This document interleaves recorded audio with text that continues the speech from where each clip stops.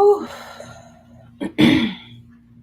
Okay, I am just getting back from the gym, so excuse me right now, but I did want to hop on and say some thoughts about this Aries new moon that is happening currently right now at the second.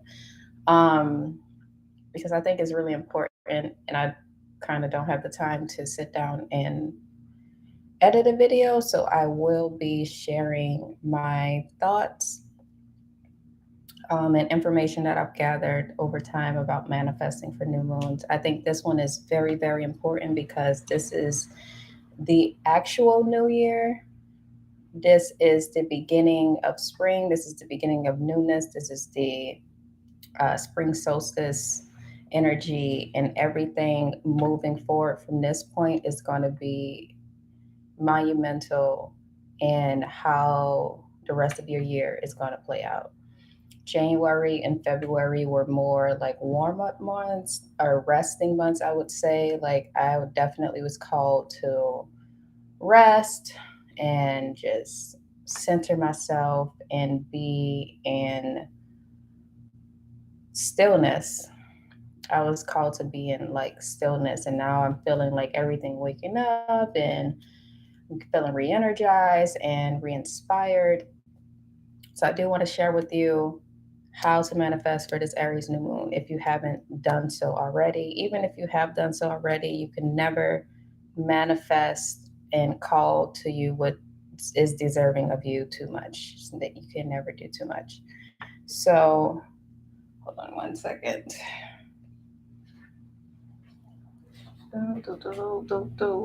Get my notebook.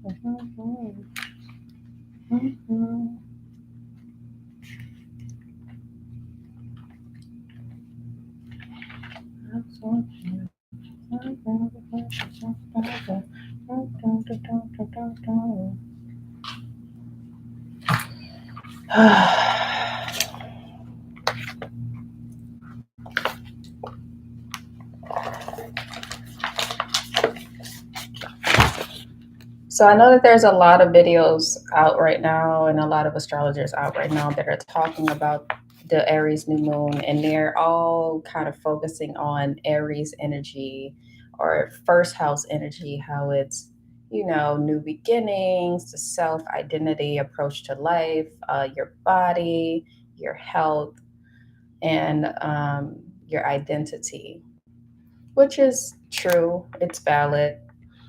But more so, when manifesting with a new moon, what I have learned to do and I am sharing with you that may be helpful is looking at the house that Aries rules in your chart.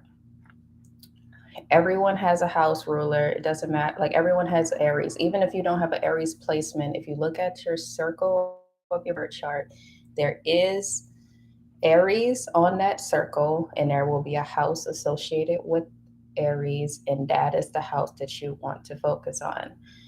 For me personally, my Aries is in the seventh house, so the house that I'll be focusing on is house of relationships, partnerships, marriage, business, everything having to do with relationships, basically. And to me, what that means is for this new moon, I am creating a new cycle as far as my relationships goes. So that be that friendships, romantic partnerships, business partnerships, collaborations, etc., etc. That is where my intentions are going. That is where my focus is going, and that is where I am calling in a new energy, setting new intentions, and trying to bring a better reality forward. I can honestly say that last year around this time, I did not do this, and I lost a lot of friends. I, Lost is relative, but I did separate from a lot of people that were considered friends. I separated from romantic connections. I separated from business the people that I work with. Like I completely separated and I completely isolated and I became a big hermit and I didn't interact much at all after this time passed. So this year I do want to be much more intentional and call in more divine connections and people that are in alignment with my purpose and where I'm going, and also people that are in alignment with my heart, um, mind, body, and soul, because that's also a thing that I'm trying to get better with. Um, so yeah. Anyways, so just before I even talk about that, the reason why manifesting on a new moon is more important than a full moon is because on a new moon, I mean, it's in a name. The moon is new. It doesn't have anything. It's kind of like when you're born new and it's like you're fresh, you're a baby born pure, and then your family and your parents, like, they teach you how to be, or that you watch them and you mirror them and you learn the ways of how to be human, and then you become this full person. The new moon is the same way. Like, it is waiting for you to give it the intentions, the thoughts, the prayers, and manifest exactly what it is supposed to grow into fully when it reaches the full moon point. And as we all know, the full moon is always the opposite sign of the new moon. So the next full moon will be in Scorpio. Wait, what's the opposite of Aries? Libra. The next full moon will be in Libra. And this is so, so, so important because what you do with this Aries new moon will manifest by the time the full moon gets to Libra. So it is very important that you take the next 2 days because it's going to change really quickly to figure out what house Aries is in for you, figure out what it is you exactly need to work on and manifest and revive, renew, restart, and call it into your life.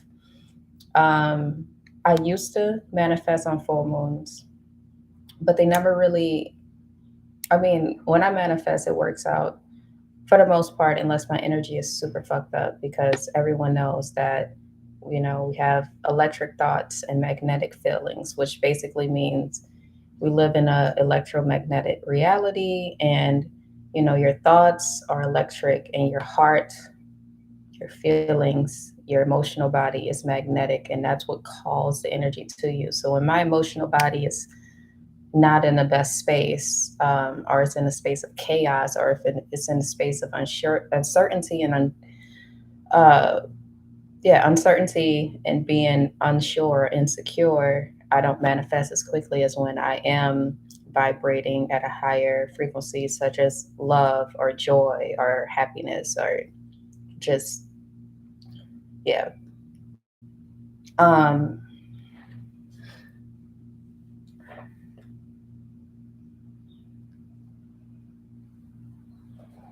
so yeah, like I said,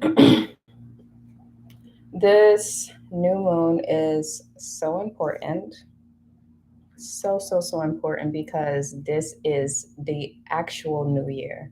So like anybody that did manifestations in January and we're like, oh, it's a new year, I'm manifesting for the new year, like, no, this is the actual new year. This is the actual time when things start to kick in motion. This is when all of the energy of the world is reawakened, and it puts us in space of like go, go, go.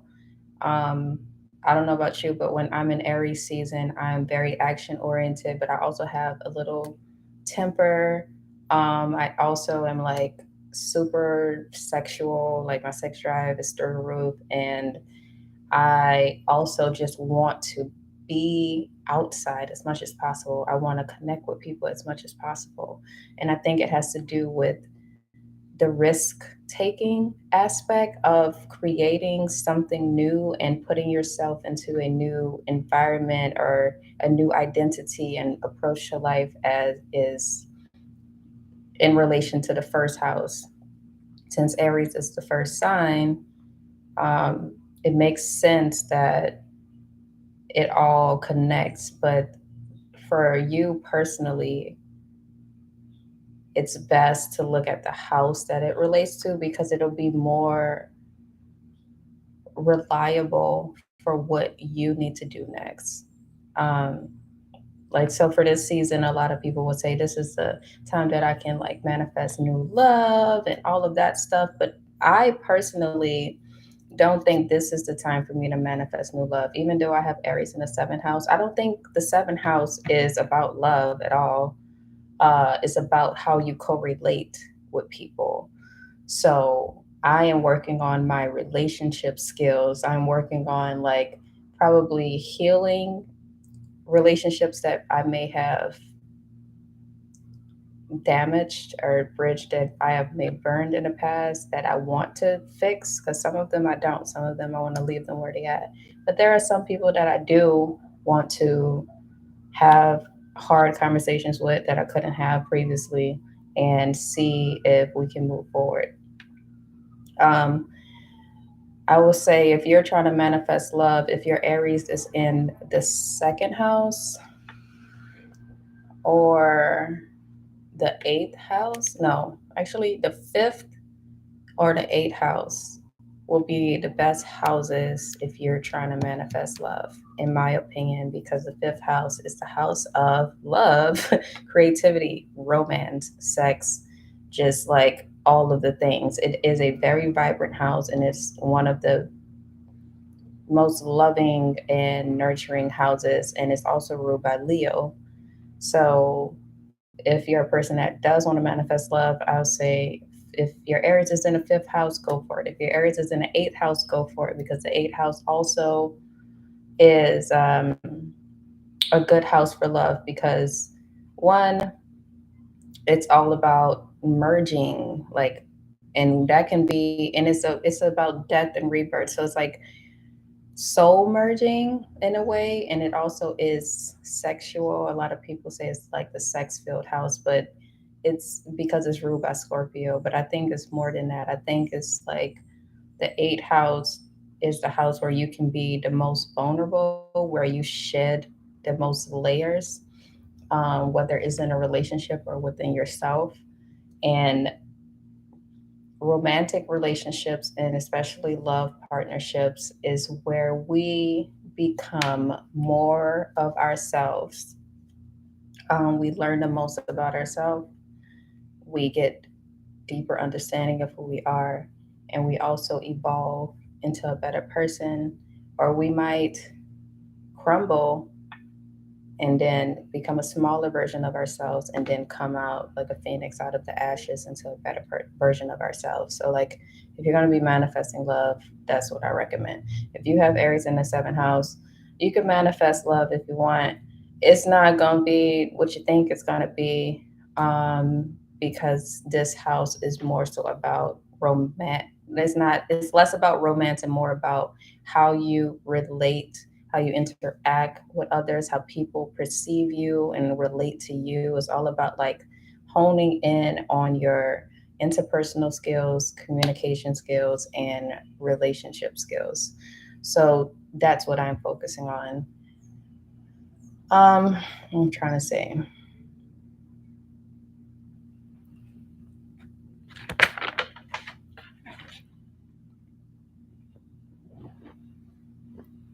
Okay, so yeah, I this is quick and no one's on right now, and I'm just kind of rambling. But I just left the gym. I do need to take a shower soon. But I will say, you should find what house Aries is in. One. Two, you need to set your intentions, manifest, however you want to do it. Like, and then before you set your intention, and this is for me too. This is a reminder for me too. Before you set your intention, fix your energy. So clean your space, Clean your mind, meditate, chant, listen to binaural beats, do something that's going to raise your vibration before you try to manifest something. Because if you actually want to see results, you need to be in the proper state of mind, but also the proper vibrational vibrational space. That's the thing. That's the word. Um, to get to where you want to go. And also, you only have like 2 days. I was gonna do this yesterday, but for some reason, a live wouldn't let me do it. It said I had to wait 24 hours. So here I am, 24 hours later, um, sharing with you my thoughts on this subject matter. And I will be doing a actual more detailed, more organized, less chaotic after the gym-esque video of how to manifest with a new moon period outside of the Aries new moon. And I'll have way more examples and information for you guys. But I just wanted to put this out here, and for the person that needs it, that this is a very vital time to manifest for moving forward in this new year. This is going to be the first important step to do, especially because all of the planets are direct right now. There's no planets that's in retrograde. So if there's nothing um, cosmically holding you back, like if you feel held back, it's because of your subconscious mind. It's because of your emotional state that needs to be purged. Like if you gotta cry, like I cried last night. I cried for like 2 hours last night. Like if you need to cry, if you need to yell, if you need to punch something, if you need to work out, like you need to release all of that negative, stagnant, unuseful, um, useless energy that won't get you to where you want to go, and come back with a higher vibration. Even if you only have that vibe for 5 to 10 minutes, it doesn't matter. If you use that 5 to 10 minutes to manifest, that will get you further than waiting or thinking you can't do it or thinking it's not the right time. So um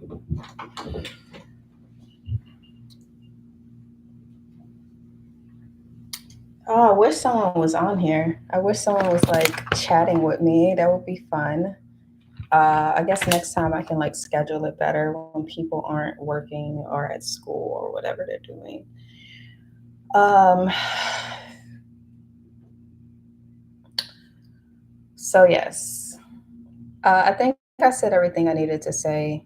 If I missed something, like I said, I'll be making a thorough video about how to manifest with new moons. Period.